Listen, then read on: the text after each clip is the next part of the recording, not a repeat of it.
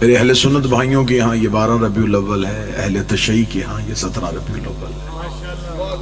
میں نے کبھی زندگی میں کسی بھی جگہ پہ جا کے اس بات پہ بحث نہیں کی کہ یہ تاریخ غلط ہے اور یہ تاریخ ٹھیک ہے، اس لیے کہ 12 بھی چاند کی تاریخ ہے، 17 بھی چاند کی تاریخ ہے۔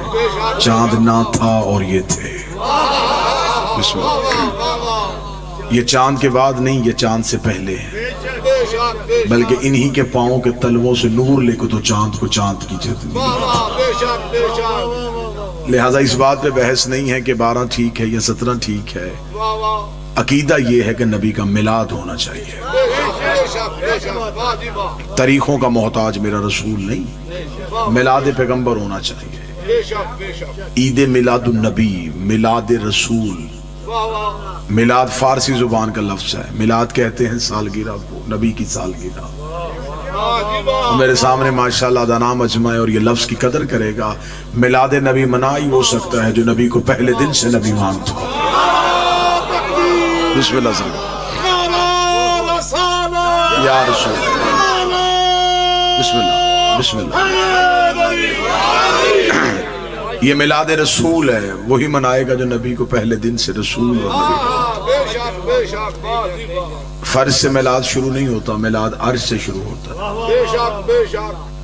یہ اعتراض ہے کہ شاید جو علی کا ذکر زیادہ کرتے ہیں وہ نبی کی بات کم کرتے ہیں، یہ غلط اعتراض ہے۔ ہم علی علی کرتے اس لیے ہیں تاکہ زمانے کو نبی نبی کرنے کی تعظیم آ جائے۔ ہم علی کی باتیں زمانے کو اس لیے زیادہ سناتے ہیں، ہم اس لیے زیادہ سناتے ہیں تاکہ زمانے کو پتہ چلے کہ جس کا علی ایسا ہے اس کا نبی کیسا ہو، جس کا غلام ایسا ہے اس کا امام کیسا ہو، جس کے قدموں میں بیٹھنے والا ایسا ہے وہ سردار کیسا ہو۔ اور میں ممبر کی عزت کی قسم کھا کے کہتا ہوں کہ ہم نے علی کی وجہ سے نبی کو نہیں مانا، ہم نے نبی کی وجہ سے علی کو مانا۔ اس لیے ہمیں نبی نے بتایا تو ہم نے علی کو مان لیا۔ ہم کبھی بھی علی کو نہ مانتے اگر نبی کا حکم نہ ہوتا۔ خم غدیر پہ نبی ہاتھ نہ اٹھاتے ہم کبھی نہ مانتے۔ نبی نے بازو پکڑ کے دکھا دیا اور قرآن کہتا جو محمد دے وہ لے لو، جس سے روکے اس سے رک جاؤ۔ نبی نے ہمیں علی دیا اور ہم نے لے لیا، اور ہمیں عزت رسالت کر کے بھی ابو طالب کے بیٹے علی ہی نے بتائی ہے کہ نبی کی عزت کیسے کرنی ہے۔ کوفے کا ممبر تھا، نہج البلاغہ میں ہے کہ کوفے کے ممبر پہ علی بیٹھے تھے، ایک یہودی آ گیا، اس نے آ کے علی سے سوال کیا، اس نے کہا یا علی یہ اتنے سوالات کے جواب جو اتنی آسانی سے دے دیتے ہو، یا علی یہ علم کہاں سے سیکھا ہے، یہ علم کہاں سے پڑھا ہے، یا علی ہمیں بتا تو نے کہاں سے سیکھا اور کہاں سے پڑھا۔ علی کہہ سکتے تھے یہ میرا علم ہے، علی کہہ سکتے تھے یہ میرا شعور ہے، علی کہہ سکتے تھے یہ میری امامت کی وجہ سے ہے۔ علی کے جملے آج بھی نہج البلاغہ میں ہیں۔ اللہ یہودی کو دیکھ کے فرمایا ھذا صفۃ العلم، ھذا لعاب رسول اللہ، یہ جو میرے سینے میں علم ہے یہ رسول کے لعاب چوسنے کی وجہ سے ہے، یہ رسول کے زبان چوسنے کی وجہ سے ہے۔ اتنا جملہ کہنا تھا، یہودی نے علی کے قدموں پہ ہاتھ رکھا، ہاتھ رکھ کے اب مجھے کلمہ پڑھوا دیجئے۔ اللہ نے دیکھے گا اب کلمہ کیوں پڑھا ہے، اس نے کہا میں نے تیرا نبی دیکھا نہیں ہے، علم تیرا دیکھا ہے، لیکن کلمہ اس لیے پڑھنے لگا ہوں جس کا شاگرد ایسا ہے وہ استاد کیسا ہوگا، جس کا غلام ایسا ہے وہ نبی کیسا ہوگا۔ اس نے علی کے قدموں پہ ہاتھ رکھ کے کلمہ پڑھا، یا ایک شخص اٹھ کے کھڑا ہو گیا، اس نے کہا اچھا یا علی آج سمجھ میں آیا یہ علم آپ کا ذاتی نہیں، یہ تو رسول کے لعاب کی وجہ سے ہے۔ پھر علی تمہارا کمال تو نہیں، یہ کمال تو ہمارے نبی کے لعاب کا ہے۔ علی جلال میں اگر جاہل نہ پر ابھی لعاب بولا ہے، لہو نہیں بولا۔ بسم اللہ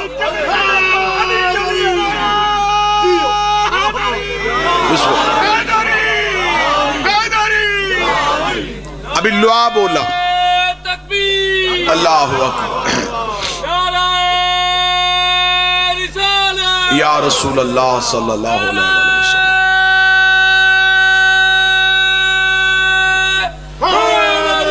یا ابھی لعا بولا ہے، لہو نہیں بولا۔ اور میں نبی کا لہو ہوں، میں نبی کا خون ہوں۔ نبی نے فرمایا تھا یا علی لحموں کا لحمی دموں کا دمی، اے علی تیرا گوشت میرا گوشت، تیرا خون میرا خون۔ لہٰذا عزت علی کرنے والوں کو پتا ہے کہ عزت نبی کیا ہے۔ زمانہ پریشان ہے ختم نبوت کے حوالے سے، کبھی کہیں سے نبوت پہ حملہ ہو رہا ہے، کہیں سے ختم نبوت پہ حملہ ہو رہا ہے۔ مسجدوں میں لیکچرز دیے جا رہے ہیں, بچوں کو بتایا جا رہا ہے کہ بیٹا ہمارا نبی آخری نبی ہے, اس کے بعد کسی نبی کو نبی نہیں ہم مان سکتے. یہ بچوں کے ذہنوں میں بتایا جا رہا ہے تاکہ ہمارا بچہ کسی غیر کے ہاتھوں میں آ کے کہیں ختم نبوت کا انکار نہ کر دے, کسی دوسرے کو نبی نہ مان لے. زمانہ پریشان ہے, ہم بڑے مطمئن ہیں, اس لیے کہ ہم نے بابا جی محمد رسول اللہ کے فوراً بعد علی ولی اللہ پڑھا دیا ہے. ہمارے بچے جب علی ولی اللہ پڑھ لیتے ہیں پھر انہیں سمجھانے کی ضرورت نہیں رہتی, پھر انہیں پتہ چل جاتا ہے جب علی جیسا بندہ نبی نہیں بن سکا کسی اور کی اوقات ہی کیا.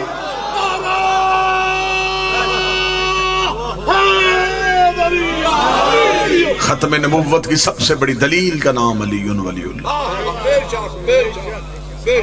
لہذا ہم شیعہ سنی کیونکہ یہ مشترکہ اجتماع ہے, مشترکہ رونق ہے, اللہ اس رونق کو ہمیشہ یوں ہی سلامت رکھے.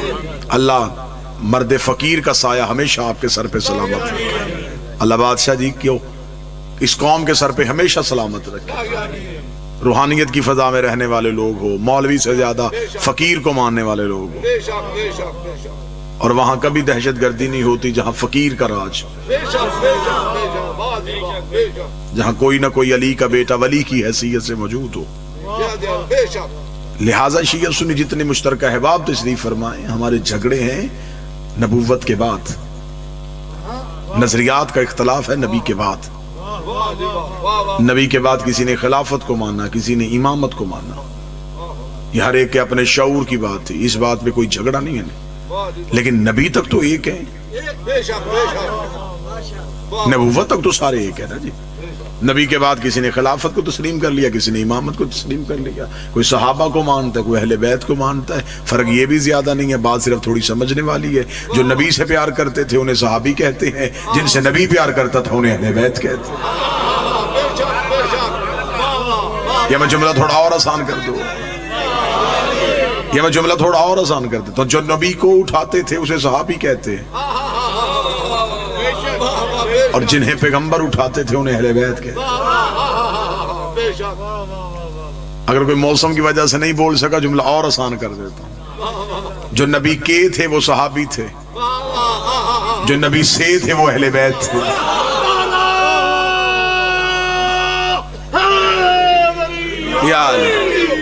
کے والا رشتہ ہے جسم کے ساتھ, سے والا رشتہ ہے نبی کی روح کے ساتھ. فاطمہ تو بضعۃ منی, فاطمہ میرا ٹکڑا. حسین منی, حسین مجھ سے. یا علی انت منی, ہے علی تو مجھ سے. حسن منی, حسن مجھ سے. اس کا مطلب یہاں کے نہیں ہے, یہاں سے ہے. اور درود کے والوں پہ نہیں ہوتا, درود سے والوں پہ.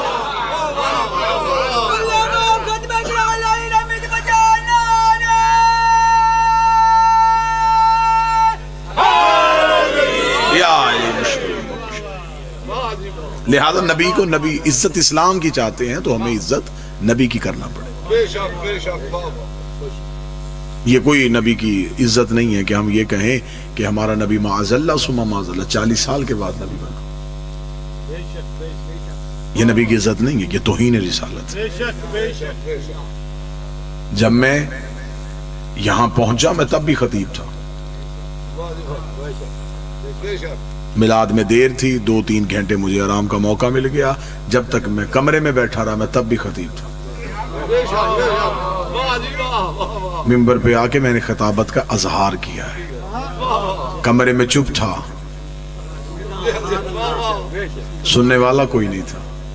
منبر پہ بول رہا ہوں کیونکہ سامنے مجمع ہے. نبی 40 سال تک چپ رہے, 40 سال کے بعد اظہار کیا. 40 سال قرآن بن کے دکھایا, پھر قرآن پڑھ کے سنا. عرب کے جاہلوں سے منوانا تھا, برتن بڑے گندے تھے. لا الہ الا اللہ کہاں رکھا تھا, پہلے انہیں طاہر کیا پھر انہیں بتایا. اس کا مطلب یہ نہیں کہ معاذ اللہ نبی نہیں تھے, نبی تھے. نبی آ کے نہیں بنتا, نبی بن کے آتا ہے. جو ہو نہ اور بن بیٹھے وہ نبی نہیں ہوتا. اب یہ نبی کب سے ہے, آئیے ہم آپ کو بتائیں کہ جب علی ولی اللہ پڑھنے والے, جب علی کے نوکر عقیدہ رسالت پڑھے تو پھر کیسے پڑھتے. اب آپ ہم سے پوچھیں کہ ہم نبی کو کب سے نبی مانتے ہیں. جب کب بھی نہیں تھا. کب کا تعلق ہوتا ہے وقت سے، وقت ابھی بنا ہی نہیں تھا. ربیع الاول کا تو ابھی وجود ہی نہیں تھا. ربیع الاول چاند کی وجہ سے ہے، چاند تو ابھی خلق ہی نہیں ہوا تھا. چاند روشنی سورج سے لیتا ہے، سورج تو ابھی آیا ہی نہیں تھا. سورج آسمان پہ چمکتا ہے، آسمان ابھی اٹھایا ہی نہیں گیا تھا. کائنات ابھی خلق ہی نہیں ہوئی تھی، زمانے میں کچھ بھی نہیں تھا. میں کیا کہوں، جس نے یہ لکھا کہ زمانے میں اندھیرا تھا اس نے بھی غلطی کی. اندھیرا بھی مخلوق ہے، سناٹا بھی مخلوق ہے، کچھ بھی نہیں تھا. میری زبان جبریل کی طرح کانپ کے پیچھے رہ جاتی ہے. میں کیا کہوں کہ کیا تھا اور میرا نبی تھا. پھر اگر شیعہ سنی بیٹھے ہو تو میں ایک سطر کہنے لگا ہوں، ایک بنانے والا تھا، ایک بننے والا تھا، ایک عزت دینے والا تھا، ایک عزت پانے والا تھا. کبریائی اپنی تنہائی میں تھی، وحدت اپنی وحدت میں تھی. کہتا بھی تو اللہ ہے تو کسے کہتا؟ اس نے چاہا کہ کسی کو تو پتا چلے کہ میں خدا ہوں. پھر اس نے اپنے ہی نور سے ایک نور کو علیحدہ کیا. اب جو میلاد عرش سے سننا چاہتے ہو ذرا سر اٹھانا. اس نے اپنے ہی نور سے ایک نور کو علیحدہ کیا. اس نے نور کو علیحدہ کر کے کہا اب تو نے جا کے بتانا ہے کہ میں ہوں.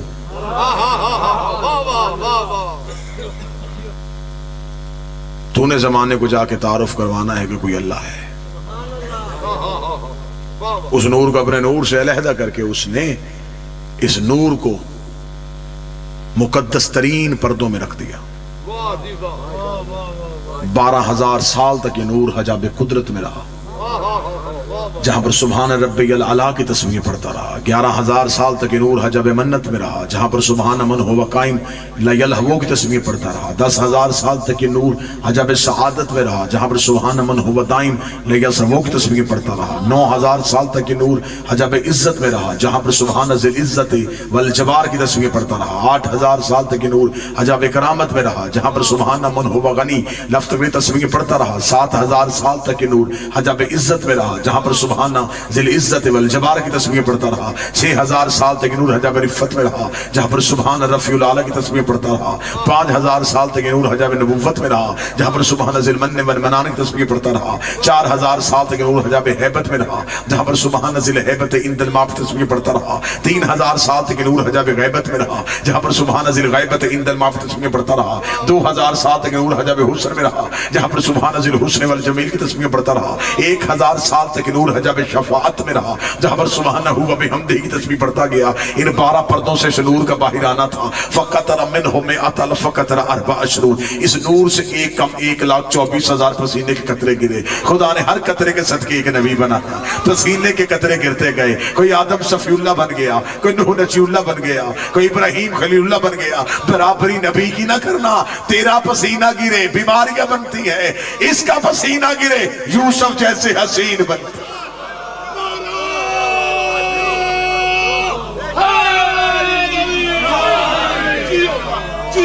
بسم اللہ. پسینے کے قطرے گرتے گئے اور خدا نبوتیں دیتا گیا. آؤ ہم تمہیں بتائیں کہ یہ کائنات بنی کیسے. معصوم فرماتے خالق العرش من العرق راسہ، نبی کے سر کا پسینہ لیا آسمان بنا دیا. اور قطر کو بندہ یہ نہ سمجھے کہ پسینہ معاذ اللہ کوئی کثافت ہے، نور سے نور گر رہا ہے. خلق العرش من العرق راسہ، نبی کے سر کا پسینہ لیا آسمان بنا دیا.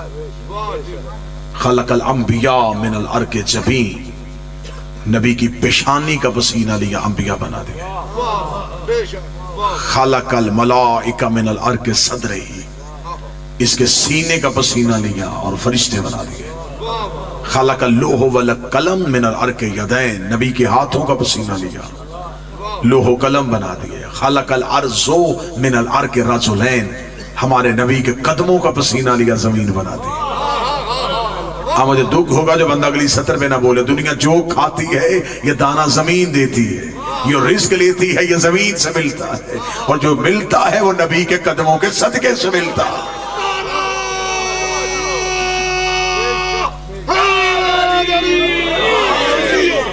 अब ये सब कुछ क्यों बनाया? इसलिए बनाया, आवाज आई मैंने तुझे बनाया अपने लिए,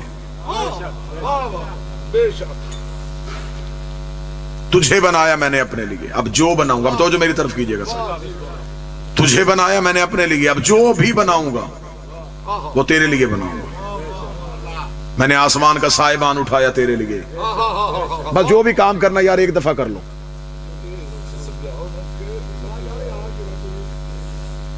आसमान का साहिबा उठाया तेरे लिए, जमीन का बिछोना बिछाया तेरे लिए।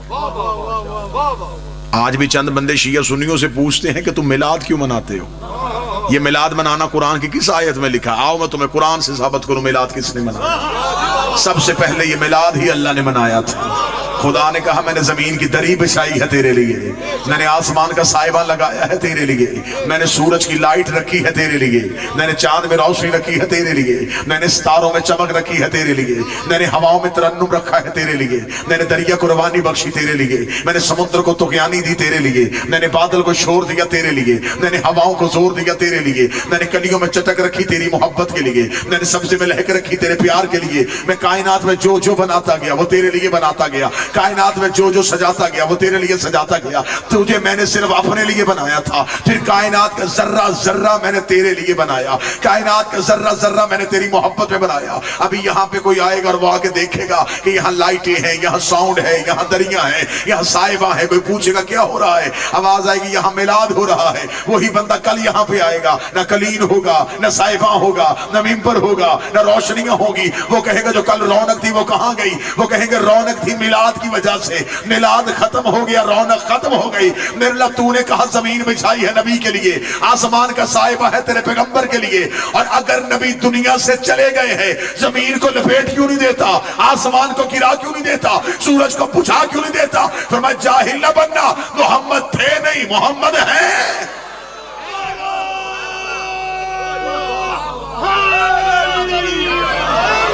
नबी थे नहीं, नबी हैं।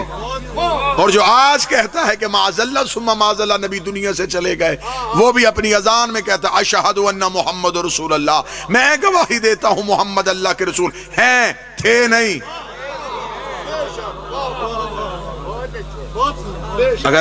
अगर तूने नबी को हाजिर नहीं मानना फिर अजान बदल, जुर्रत कर मस्जिद के स्पीकर में कहे कि मोहम्मद अल्लाह के रसूल थे।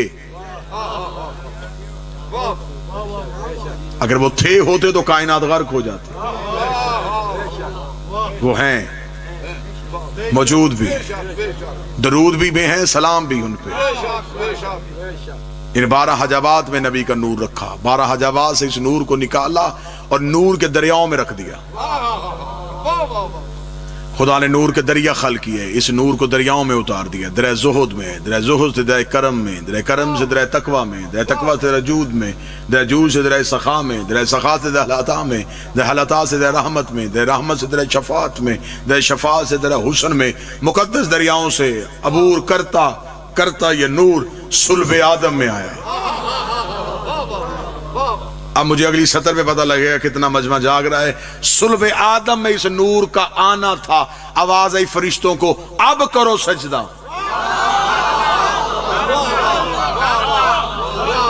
इसका मतलब है सजदा आदम को नहीं हो रहा, सजदा उस नूर को हो रहा है जो आदम की पेशानी में मुंतकिल। मलाइका को हुक्म हुआ अब सजदा करो। इसलिए हयातुल क़ुलूब में अल्लामा मजलसी अलैहिर्रहमा लिखते हैं, अहले सुन्नत इब्न मुहय्यिद्दीन अरबी से लेके इब्न तैमिया तक जहां चाहो हजरत आदम का पुतला पहले से मौजूद था, सजदे का हुक्म नहीं था। ये नहीं कि खुदा ने फौरन आदम का पुतला तैयार किया और फौरन सजदा करवा दिया, नहीं, आदम का पुतला पहले से था लेकिन सजदे का हुक्म नहीं था। मलाइका गुजरते थे, आदम के पुतले को देखते थे, लेकिन उन्हें पता नहीं था ये किस लिए। इधर ये नूर आदम की पेशानी में आया, खुदा ने कहा अब सजदा करो। सजदा जिस्म को नहीं, सजदा नूर को है। اب یہاں سے سطر پڑھنے کے بعد کاش میرے پاس ایسی طاقت ہوتی میں سطر پڑھتا نہ تمہارے دلوں پہ جا کے لکھ دیتا. سطر ہی اتنی قیمتی ہے. حضرت آدم کا پتلا پہلے سے تھا, سجدہ نہیں تھا. سجدہ تب ہوا جب ان کا نور آیا. آدم کا پتلا پہلے سے تھا, سجدے کا حکم نہیں تھا. سجدہ تب ہوا جب ان کا نور آیا. پھر لفظ سننا, آدم کا پتلا پہلے سے تھا, سجدے کا حکم نہیں تھا. سجدہ تب ہوا جب اس کا نور آیا. کعبہ بھی پہلے سے موجود تھا, سجدے کا حکم نہیں تھا. سجدہ تب ہوا جب 13 رجب اس کا نور آیا.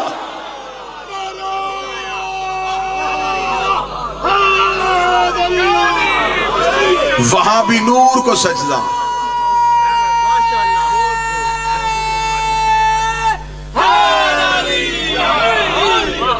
وہاں بھی نور کو سجدہ, یہاں بھی نور کو سجدہ. آج بھی مسلمان کعبہ کو سجدہ کرتے ہیں تو کوئی ہندو آ کے تم سے کہے کہ ہم بت پوجتے ہیں, تم بھی تو ایک عمارت کو سجدہ کرتے ہو. لیکن معصوم فرماتے ہیں کہ کعبے کے سجدے میں بھی دو چیزیں, ایک جسم جھکتا ہے, ایک روح جھکتی ہے. اور کعبہ بھی دو چیزوں کا مجموعہ ہے. ایک کعبہ ہے مٹی کا گھر, ایک ہے اس میں نور. سجدہ بھی اسے دو چیزیں کر رہی ہیں, ایک بدن ایک روح. بدن کا تعلق مٹی سے, مٹی مٹی کو جھک رہی ہے.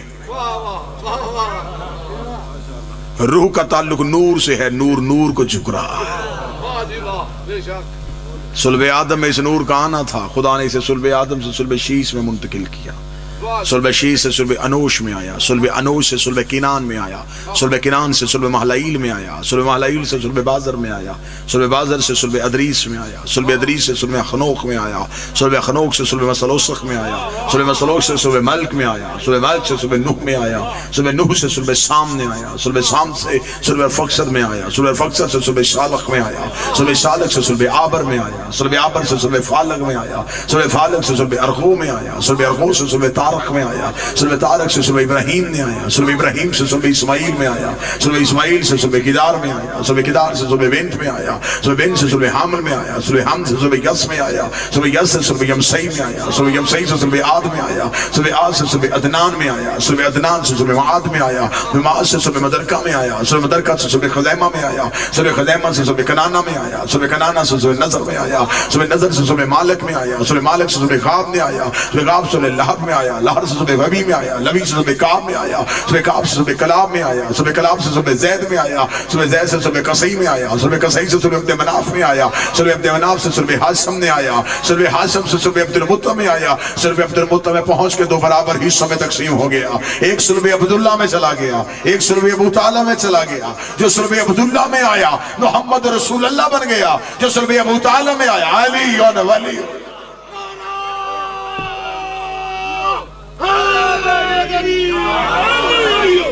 ایک آغوش آمنہ میں آ گیا, ایک آغوش فاطمہ بنت اسد میں آ گیا.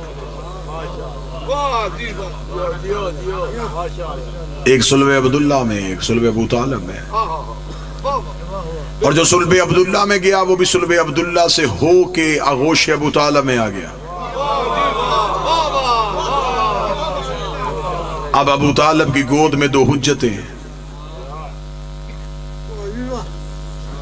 مسلمانوں نے تاریخ لکھی اسلام کی 40 سال کے بعد. تم نے 40 سال کی پچھلی تاریخ کو کہاں کیا؟ 40 سال کی پچھلی تاریخ اس لیے نہیں لکھی کہ وہ تاریخ میں صرف 3 ہی ہستیاں نظر آ رہی ہیں کہ ابو طالب, خدیجہ, علی.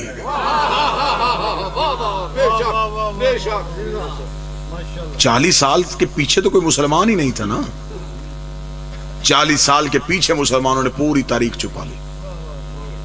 صرف اتنا بتایا کہ 12 ربیع الاول کو کیسر و کسرا کے کنگرے گر گئے, بت ٹوٹ ٹوٹ کے زمین پہ آئے. یہاں نبی کی عزت بتا دی. پھر اس کے بعد فوراً تاریخ جو ہے وہ خود شرمندہ ہے کہ وہاں لکھا کہ نبی دنیا میں آئے, بت ٹوٹے, کنگرے گرے, آتش کدا جو فارس کا آتش کدا تھا جس کی آگ ہزاروں سال سے جل رہی تھی وہ بجھ گئی ہمارے نبی کے آنے کی وجہ سے. پھر آگے اب تاریخ میں کیا لکھا؟ اب فوراً آگے تاریخ میں لکھ دیا نبی کو نہیں پتا تھا کہ میں نبی ہوں, جبریل نے آ کے بتایا کہ آپ نبی ہیں. اچھا, بت کدے کی آگ کو پتا چل گیا کہ یہ نبی ہے. کیسر و کسرا کے کنگروں کو پتا چل گیا کہ نبی ہے. جو بت ٹوٹے تھے انہیں پتا چل گیا کہ نبی ہے. اور جس کے گھر میں آیا ہے.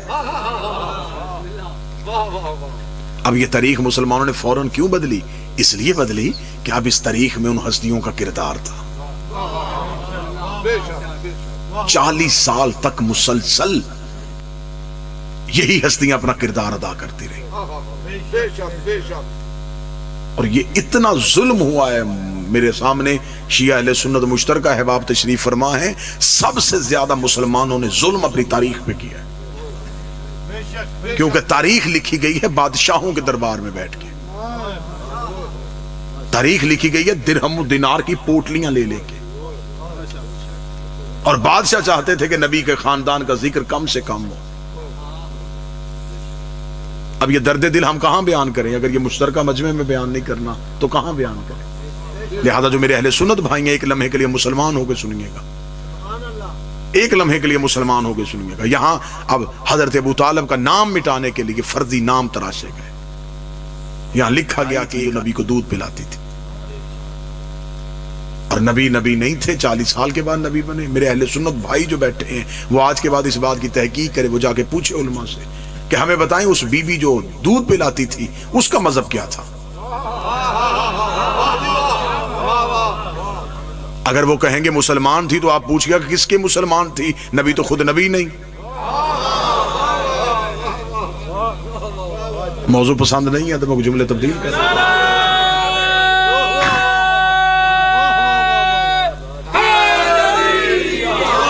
یہ باتیں میں اس لیے کر رہا ہوں کہ بڑے خوش ترین وہ لوگ ہوتے ہیں اور علاقے ہوتے ہیں جہاں پہ شیعہ اہل سنت مل کے میلاد مناتے ہیں.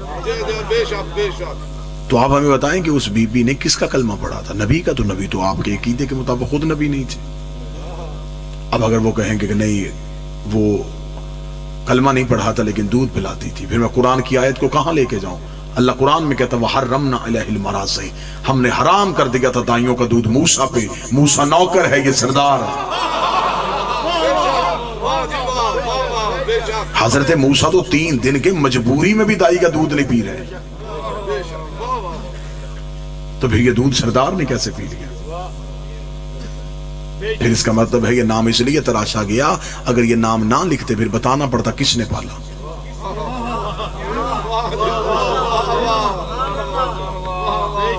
وہ حضرت ابو طالب کا نام مورخ لکھنا نہیں چاہتا تھا، اسے مورخ نے تاریخ میں معاذ اللہ لکھ دیا کہ انہوں نے کلمہ نہیں پڑھا تھا. اور اسلامیات میں بچوں کو یہ بتا دیا گیا بیٹا مردوں میں سب سے پہلے انہوں نے کلمہ پڑھا تھا، بچوں میں سب سے پہلے انہوں نے پڑھا تھا، اسلام کی زیادہ جنگیں انہوں نے جیتی تھی. آپ ہمیں یہ کیوں نہیں بتاتے کہ اسلام کی پہلی دعوت کس کے گھر ہوئی تھی؟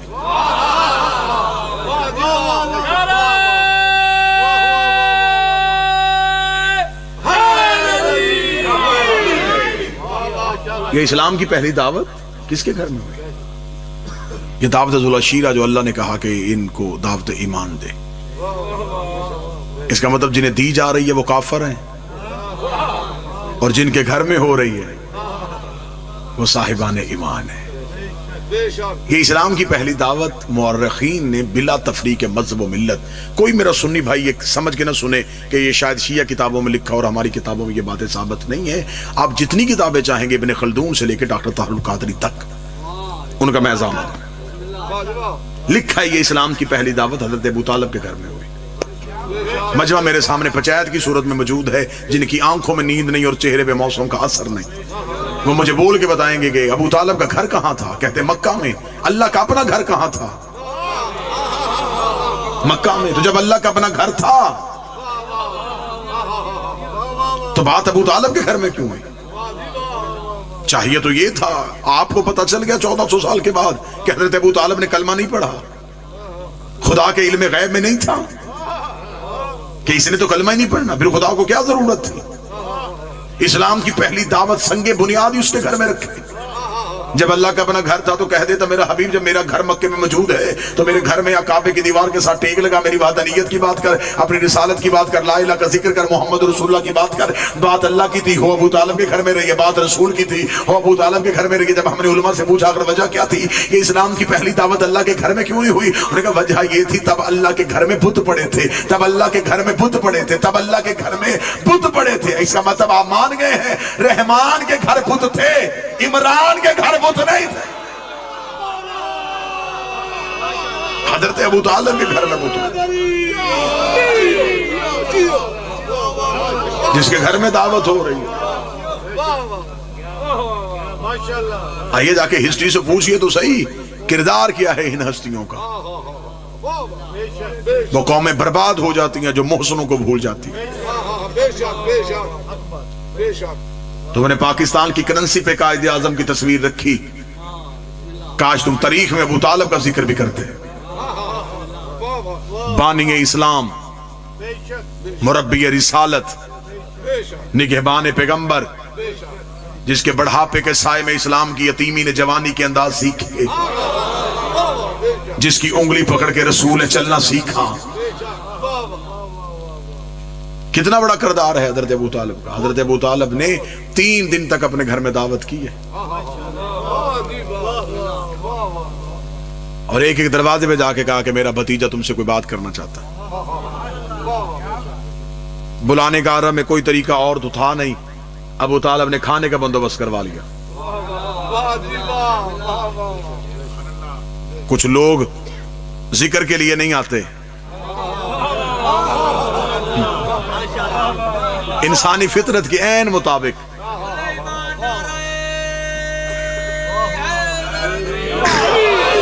لالچ سے خوراک رکھا گیا. جنہوں نے نہیں آنا تھا وہ سب سے پہلے آئے. دعوت کا اہتمام ہوا. دعوت بھی چھوٹی موٹی نہیں تھی, پرتکلف.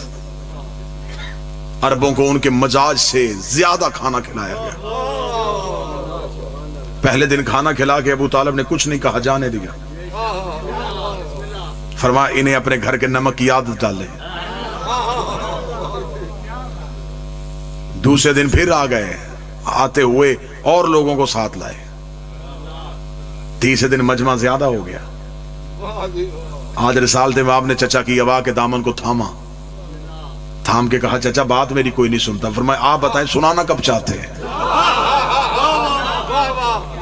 رسالت امام نے فرمایا ہم چاہتے ہیں کہ آج بات ہو ہی جائے. فرمایا پھر آج کوئی نہیں جائے گا.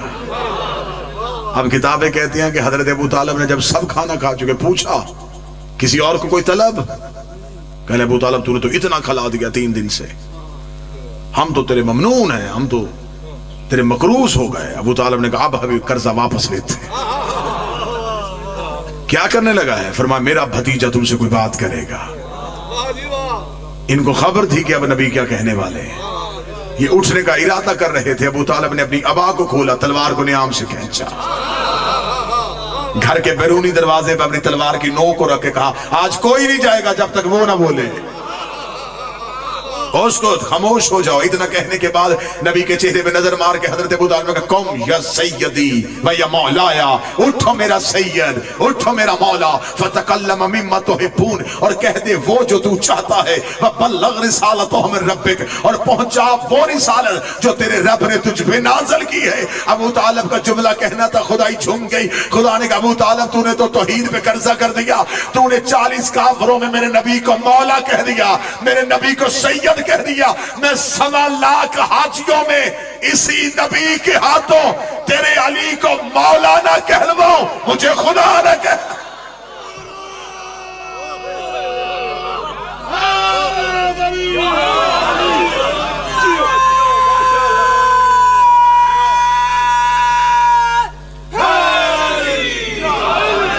اٹھئے اور تقریر کیجئے. متوجہ ہیں صاحب؟ آئیے ہم آپ کو بتائیں اس میلاد میں کہ اسلام شروع کہاں سے ہوا, کس کے گھر میں یہ بنیاد رکھی گئی. رسول تقریر کے لیے اٹھے, کافروں نے سر جھکا لیے. یہ اسلام کی پہلی تقریر. رسول نے کافروں کے درمیان کھڑے ہو کہا ایھا الناس قولوا لا الہ الا اللہ, اے انسانوں کہو اللہ ایک ہے۔ بڑا مشکل تھا عرب میں یہ جملہ کہنا کہ جب ایک ایک گھر میں کئی کئی خدا تھے، ان کے سامنے کہنا کہ اللہ ایک ہے۔ رسالت مآب کا یہ جملہ نہیں تھا، کافروں کے سینے پہ خنجر چلا، کیا اللہ ایک ہے؟ سر اٹھا کے دیکھا، جب دروازے کی طرف دیکھا تو ابو طالب تلوار لے کے کھڑے ہیں۔ بابا چہرہ موڑ کے کہتے ہیں تجھے کس نے بتایا ہے کہ اللہ ایک ہے؟ فرمایا میں اس کا رسول ہوں۔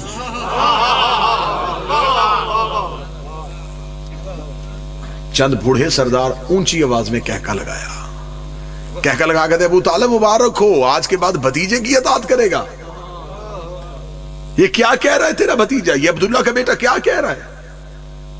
یہ کہہ رہا کہ میں نبی ہوں، یہ ہمارے درمیان رہا ہے اور اب یہ کہہ رہا ہے کہ میں نبی ہوں، اب اس کی نبوت کو مانے، کیا گواہی ہے کہ یہ نبی ہے؟ اب اتنا کہنا یہ پیچھے سے علی کی آواز آئی، اشہد ان لا الہ الا اللہ،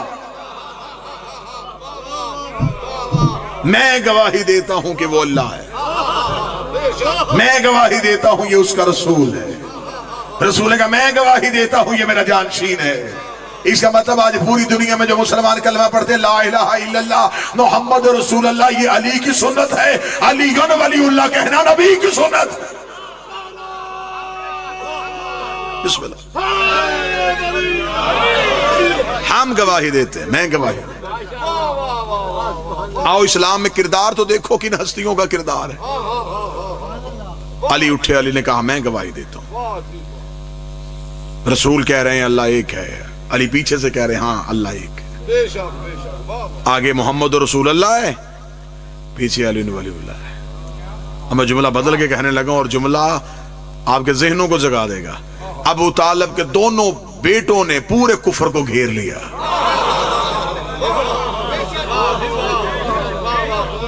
آگے محمد رسول اللہ، پیچھے علی ولی اللہ۔ آگے دیکھے تو محمد نظر آتا ہے، پیچھے دیکھے تو علی نظر آتا ہے۔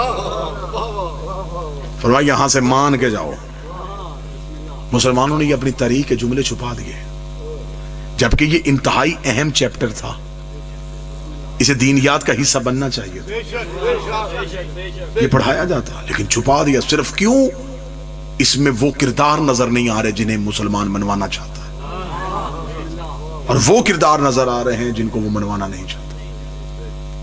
مسلمانوں نے اپنی یہ جو نوجوان بیٹھے ہیں، کیونکہ اب آپ کے لیے مشکل نہیں ہے دین پہ ریسرچ کرنا، آپ کی انگلیوں کے نیچے دنیا کی لائبریریاں ہیں، اب آپ کتاب پڑھنے کے لیے مولوی کے محتاج نہیں ہیں۔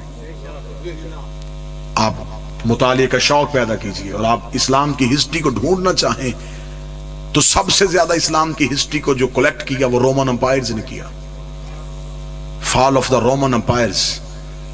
کیونکہ مسلمانوں نے، یہ عیسائیوں نے مسلمان کی تاریخ کیوں خریدی؟ اگر آپ بور نہ ہو تو میں یہ جملہ بھی بتا دوں۔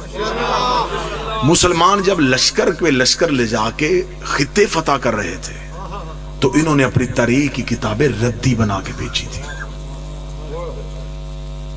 جب مسلمانوں کے جب یہ جاتے تھے اور دوسرے بادشاہ پہ حملہ کرتے تھے، اس کے کتب خانے چوری ہوتے تھے، جلا دیے جاتے تھے، تو مسلمانوں کی یہ پوری تاریخ کی کتابیں جو قلمی نسخے تھے، جو ہاتھوں سے لکھے ہوئے تھے، یہ یا دریا میں بہا دیے گئے یا یہ ردی بنا کے بیچ دیے گئے، اور یہ سب خریدے عیسائیوں نے۔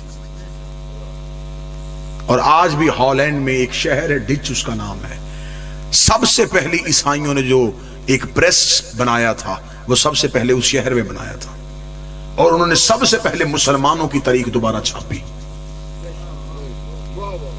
اور عیسائی ان پہ اعتراض کرتے یہ مسلمانوں کی ہسٹری ہے تم کیوں چھاپ رہے ہو؟ انہوں نے کہا بھی یہ ملک فتح کر رہے ہیں، انہیں اس کی ضرورت پڑے گی۔ پھر جب انہیں ضرورت مسلمانوں کو پڑی تو پھر انہوں نے سونے میں تول کے دی ہے مسلمانوں کو تاریخ، اور انہوں نے اس کے جو نسخے تھے وہ اپنے پاس رکھ لیے تاکہ کبھی بھی مسلمان ہمارے سامنے آئے تو ہم اسے اس کی تاریخ سنائیں۔ آج بھی دنیا کی سب سے جو بڑی لائبریریاں ہیں، برٹش لائبریری ہے، ٹرکش لائبریری ہے، آکسفورڈ کی لائبریری ہے، آپ وہاں جائیں آپ کو فال آف دا رومن امپائرز ملے گی، آپ انٹرنیٹ پہ جائیں آپ کو وہاں بھی ملے گی۔ اس نے اسلام کی اس پہلی دعوت کو بڑے خوبصورت لفظوں میں لکھا ہے۔ اسے کہا جب پروفٹ تقریر کے لیے اٹھا, there was a keep silence on all of the Quraysh, پورے قریش میں خاموشی طاری تھی. And prophet says who will help me, اور نبی کہہ رہے تھے کون ہے جو میری مدد کرے گا, who will follow me, کون ہے جو میری اتباع کرے گا. وہ کہتا وہاں خاموشی تھی, but one child, لیکن ایک بچہ, his name was Ali, اس کا نام علی تھا. He was only 10 years old, وہ صرف 10 سال کا تھا. He cried, وہ چیخا, he jumped, وہ اچھلا, اس نے کہا I will help you, میں تیری مدد کروں گا. I will follow you, میں تیری اتباع کروں گا. I brought the brawn of your enemies, میں تیرے دشمنوں کی ہڈیاں توڑوں گا.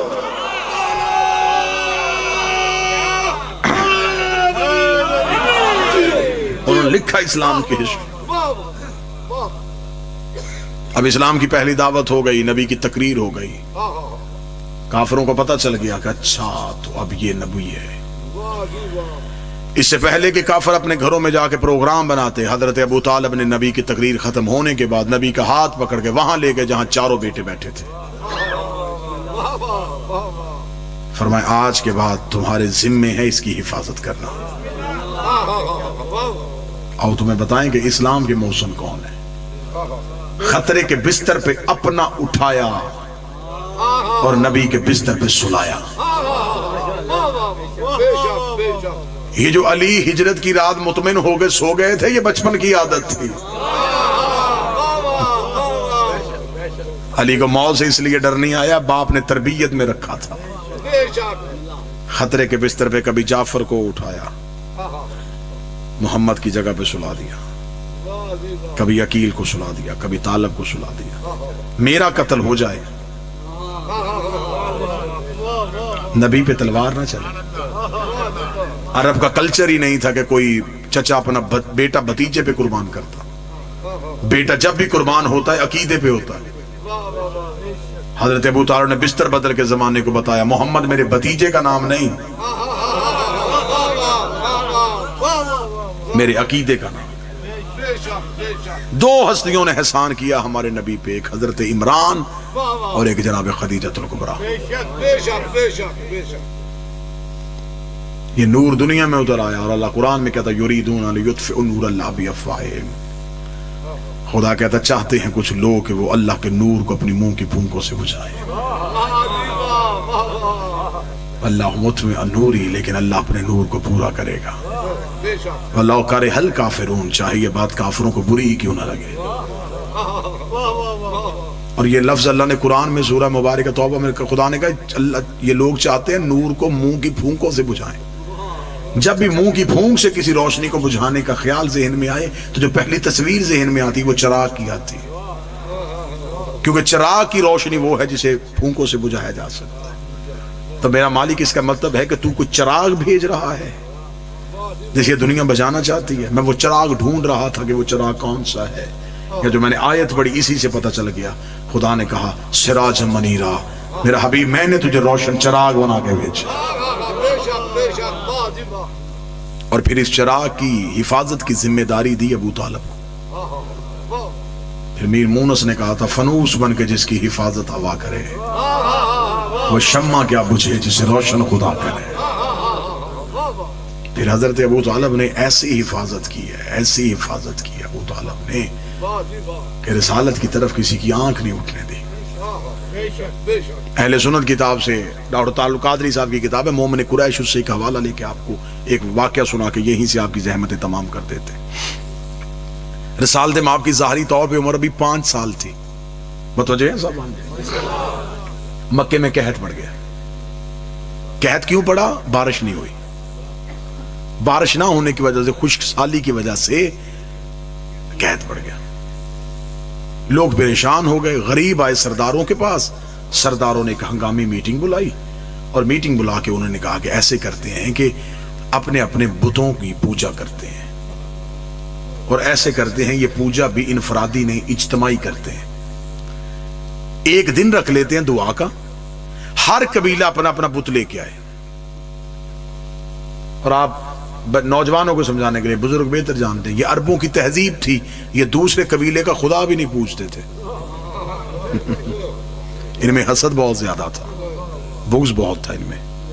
یہ دوسرے کا خدا نہیں پوچھتے تھے، یہ خدا اپنا بناتے تھے۔ امیروں کا خدا بھی امیر ہوتا تھا، غریبوں کا خدا بھی غریب ہوتا تھا۔ اب آپ کے ذہن میں آئے گا کہ امیروں کا خدا امیر کیسے؟ جو امیر خدا ہوتا تھا اس کو سونے کے کنگن پہنائے جاتے تھے، غریب آٹا چاول لے کے بھی خاموش ہو جاتا تھا۔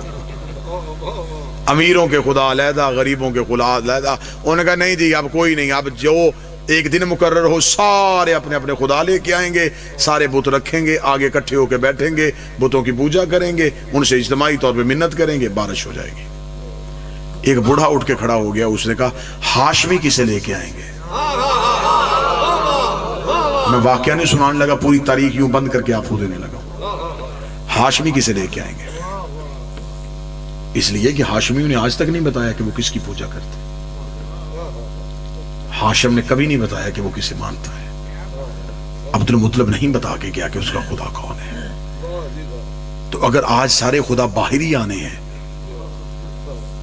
تو آج تو پتہ چلے گا، اور اگر ان کا کوئی خدا نہ ہوا تو پھر ہم کہیں گے یہ بغیر لا مذہب ہے، یہ کوئی خدا مانتے ہی نہیں، ان کے ہاں خدا کا تصور ہی نہیں۔ پورے 70 سرداروں میں سے 7 سردار چنے کہ تم جاؤ ان کے گھر۔ 7 سردار اکٹھے ہو کے حضرت ابو طالب کے گھر آئے، دستک دی، اندر سے رئیس سے مکہ باہر آئے، اور عرب کا کوئی اجتماع ان کے بغیر ہو نہیں سکتا تھا، کیونکہ وہ سارے کمی تھے، یہ سردار تھے۔ حضرت ابو طالب نے دیکھا کہ باہر مکے کے 7 سردار کریں، فرمایا کیوں آئے ہو؟ کہنے لگے ہم اس لیے آئے ہیں کہ ہم نے بارش نہیں ہو رہی، بھوک ہو گئی ہے، لوگ بھوک سے مر رہے ہیں، ہم نے اجتماعی عبادت کا بندوبست کیا ہے۔ حضرت ابو طالب نے کہا اگر یہ بندوبست بھوک کی وجہ سے کیا ہے تو ہمارے گھر سے کھانا لے جایا کرو۔ ان کا دسترخوان کبھی بند نہیں ہوتا تھا، آج بھی انہی کے گھر کا دسترخوان کھلا ہے، آج بھی جسے کہیں سے نہ ملے اسے حسین کے گھر سے مل جاتا ہے۔ یہ جو نوجوان بچے بیٹھے ہیں، حضرت ہاشم کا نام ہاشم کیوں تھا؟ عربوں میں جو سب سے مہنگی ڈش تھی اسے کہتے تھے ہوشم، یہ ہوتی تھی اونٹ کے گوشت کے شوربے میں بھگوئی ہوئی روٹی، یہ رئیسوں کے کھانے کے لیے تھی، اسے کہتے تھے ہوشم، اور جو کھلاتا تھا اسے کہتے تھے ہاشم۔ ابو طالب بھوک کے دنوں میں ہوشم کا دسترخوان لگاتا تھا اور سارے عرب کے غریبوں کو کھلاتا تھا، جس کے بارے میں مولوی نے کہا ان کے گھر میں کچھ نہیں تھا، جنہوں نے حضرت عبداللہ کے دنیا میں آنے میں 100 اونٹ دیے تھے۔ یہ تو نبی کے پیچھے خاندان کی ہسٹری ہے، یہ بیان کروں گا تو بہت تفصیل ہو جائے گی۔ انہوں نے کہا جی ہم نے خداؤں کا انتظام کیا، اگر آپ کا بھی کوئی خدا ہے آپ بھی لائیں۔ حضرت ابو طالب مسکرا کے کہا کل ہم بھی آئیں گے، لیکن آپ بولیں نہ بولیں واللہ باللہ کتابیں کہتی ہیں کہ پوری رات مکے والے سوئے نہیں، اس انتظار میں بادشاہ جی بیٹھے رہے کہ اب ابو طالب کسے لے کے آئیں گے، کہاں سے خدا آئے گا، انہوں نے تو بتایا نہیں ان کا خدا کون ہے۔ جب یہ صبح آئے انہوں نے مکے کے باہر وادی میں اپنے اپنے بت رکھ دیے، آگے بیٹھ گئے، اب نظریں تھیں ہاشمیوں کے گھر کی طرف۔ یا تھوڑی دیر بعد ابو طالب کے گھر کا دروازہ کھلا، سرکار حضرت عمران کا پہلا قدم مکے کے بازار میں آیا، لوگوں کو اپنے خدا بھول گئے، پنجوں کے بل کھڑے ہو کے ابو طالب کو دیکھا کسے لا رہا ہے۔ پھر طریق کی آنکھوں نے پہلی بار وہ منظر دیکھا، ابو طالب کے کاندھے میں 5 سال کا محمد بیٹھا ہوا تھا۔ آیا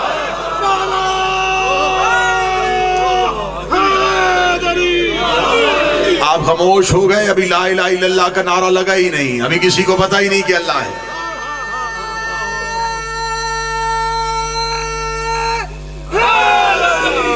ابھی کسی کو پتہ ہی نہیں ہے کہ محمد اللہ کے رسول ہیں۔ 5 سال کے بھتیجے کو کاندھے پہ بٹھا کے حضرت ابو طالب خرامہ خرامہ ٹہلتے ہوئے وقار کے ساتھ چلتے ہوئے، حضرت ابو طالب مکہ کے بازار سے گزرتے ہوئے وادی کے قریب سے ہوتے ہوئے مکہ کی ایک اونچی چوٹی پہ جا کے کھڑے ہو گئے۔ کتابیں کہتی اتنی اونچی چوٹی پہ جا کے حضرت ابو طالب کھڑے ہوئے تھے، اس دن مکہ کے گھر کے اندر بیٹھی ہوئی عرب کی ماؤں کی گود میں لیٹے ہوئے بچے بھی ابو طالب کا چہرہ دیکھ رہے تھے۔ آج پورا مکہ ابو طالب کو دیکھ رہا تھا، مرد و زن بچے حضرت ابو طالب کا چہرہ دیکھ لوگ پریشان ہو گئے. آج رئیس مکہ، آج سردار مکہ، اونچی چھوٹی بھی کچھ چلا گیا. حضرت ابو طالب نے کہا تم نے کہا تھا کہ تمہارے خدا بارش نازل کریں گے، تم نے کر لی اپنے خداؤں کی عبادت اور بارش نہ ہوئی. یہ کہنے کے بعد حضرت ابو طالب نے اپنے ضعیف ہاتھوں میں نبی کے چھوٹے چھوٹے ہاتھوں کو لیا، ہاتھوں کو لے کے آسمان کی طرف اٹھا کے اللہم بحق حاصل کر دے، میرے اللہ تجھے ان ہاتھوں کا واسطہ جس کی وجہ سے تو نے کائنات کو خلق کیا، آسمان سے بارش کو نازل کر دے. اتنا کہنا تھا، یہ آسمان پہ بدلی آئی، مکے پہ بارش ہونی شروع ہو گئی. ابو طالب کے چہرے پہ مسکراہٹ آئی، آواز آئی میرا محمد یہ قرضہ یاد رکھنا، آج اس نے اونچائی پہ کھڑے ہو کے تیری رسالت کا اعلان کیا ہے، تو نے پلانوں کا منبر بنا کے علی کی ولایت کا